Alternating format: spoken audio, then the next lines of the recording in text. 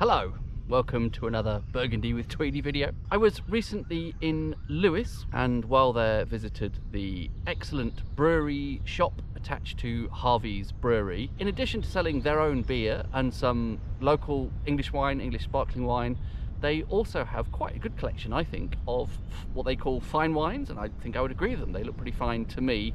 Towards the back of the shop, and I found actually a few things that took my fancy at, I thought, comparatively quite good prices.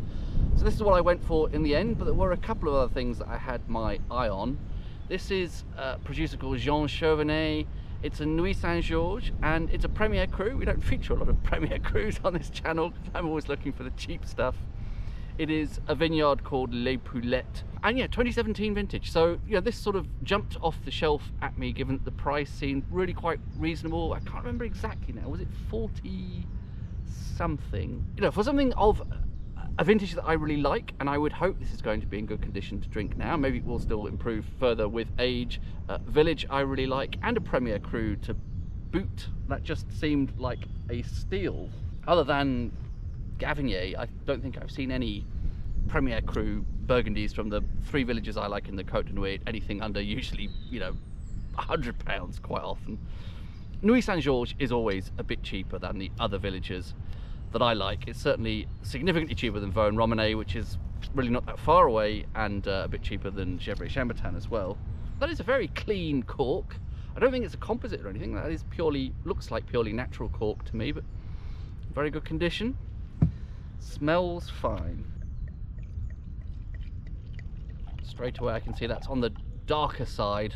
I love that nose straight away. Actually quite Gavinier-esque. It reminds me of some of Gavinier's Nuits Saint-Georges immediately. That sort of lovely, sweet, perfumey fruit. I mean, it probably is more fruit than perfume, but it has just this really, you know, luxurious, expensive fruit. Have I used the metaphor before? In Japan, you get these pre-packaged boxes of only the absolute best specimens of fruit. So you can buy, you know, for the equivalent of £70, a single punnet of strawberries, but every single strawberry will be immaculate. People give them as gifts. This is reminiscent of that sort of pristine, perfect, beautiful fruit. A little bit floral as well. Very good start. Full and fruity on the palate. Really fresh, really good acidity. I think this probably would continue to improve for some time. Well, I say improve. For me, this is pretty close to perfect, actually. Really fruity, really fresh, really good acidity. Tannins non-existent. Really pure. Lovely and elegant on the nose. There are no rough edges, no imperfections here whatsoever. That, to me, is an absolute joy.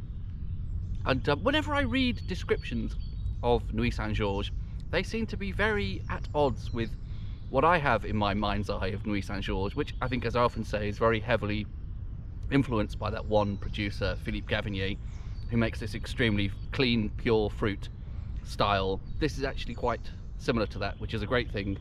Ever so most subtle tingle of a tiny bit of something possibly tannic, possibly spice there, but it's very subtle. I think that is a joy.